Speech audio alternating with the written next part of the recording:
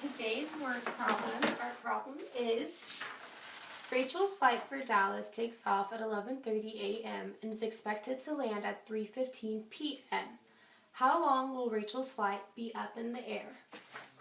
Okay, so the first thing I always want you to do whenever you get a word problem is go back and reread, and we're going to highlight the important information.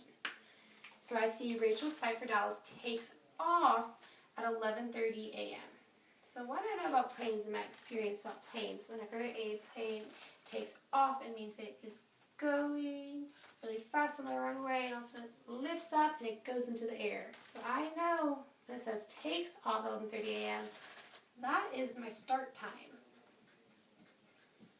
So next to my start time, I'm going to write 11:30 a.m. I'm going to continue reading to see if I find my end time. So it goes, and is expected to land at 3:15 p.m. So whenever I see the word land in this word problem, that sticks out to me as a key factor in knowing it's my end time, because whenever a plane lands, it means it hits the ground, it's no longer in the air. So my end time for the problem is 3:15 p.m.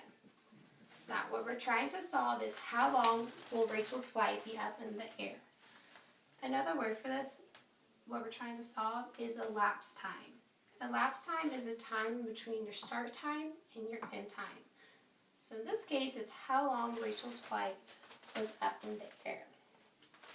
So how I'm going to model and demonstrate this word problem for you is through something I like to call linear model.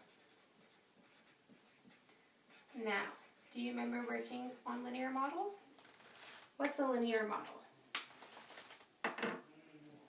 Yes, you're correct. A linear model is a number line. So at the very bottom of the page, I'm going to draw a blank number line. Now you're going to see me make 3 marks, or ticks, whichever one you prefer to call them. My first mark is going to be my start time. So that is 11:30 a.m. My second mark that you'll see me make is I'm going to label on my number line where noon would be. So noon, we know, is 12 o'clock p.m. and is relatively close to 11:30, so that's why they're pretty close on the number line. You might ask, why do I label noon on the number line when it's not my word problem? The reason why it's good to always make sure that you label noon or midnight on your number line is because even though there's 24 hours in a day, on a clock, we only have 12. So it's a good way to have a base. And not only that, but it reminds you that you went from AM and now we're shifting into PM. So it's a good indicator and a good way to check to make sure that you always have your AMs and your PMs straight.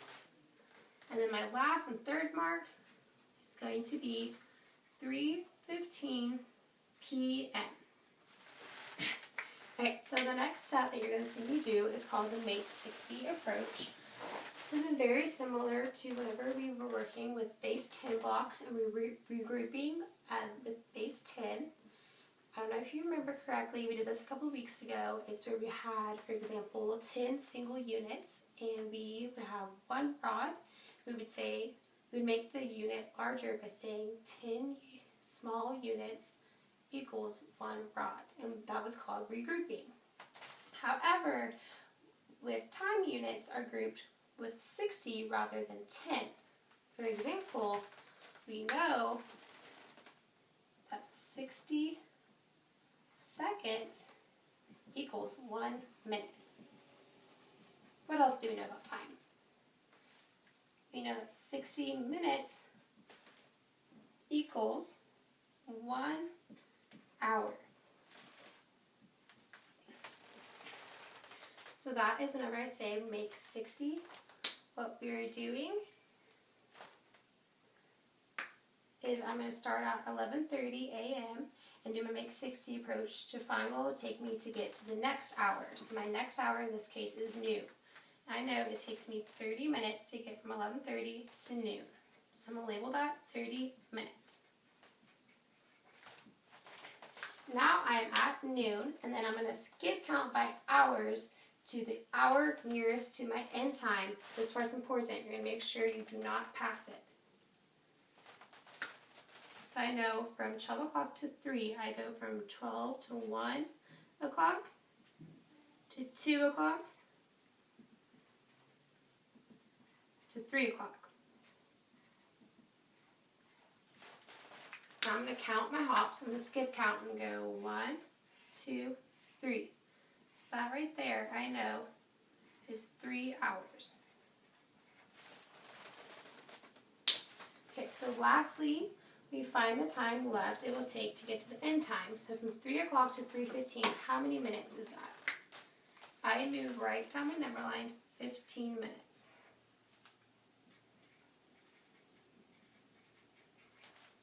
Now that we've got all of our minutes and hours, in order to find the elapsed time, we are going to add up our minutes and hours to get our product.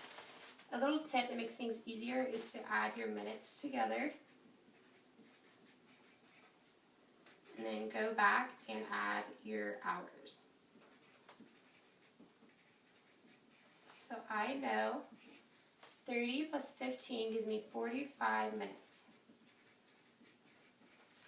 I see also on my linear model that she traveled 3 hours. So I'm going to say plus 3 hours. Gives me a total of 3 hours and 45 minutes. Rachel's flight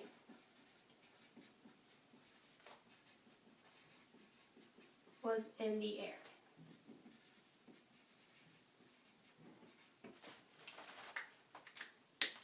So that is how you solve linear model. Just to kind of go back and review as well, I know a common misconception that most students have whenever they are doing elapsed time is they either don't know really where to start, or they get their AMs and PMs confused, and not to mention when they start skip counting, they might do it mentally and they forget to add a couple minutes here, a couple hours there. It can get very confusing. So whenever you see a time problem, just go ahead and whip out your linear model and you will not get confused, or you should not have any misconceptions. But if you have any more questions, this is a perfect time to ask, and I'd be more than happy to answer them. But thank you today for your participation.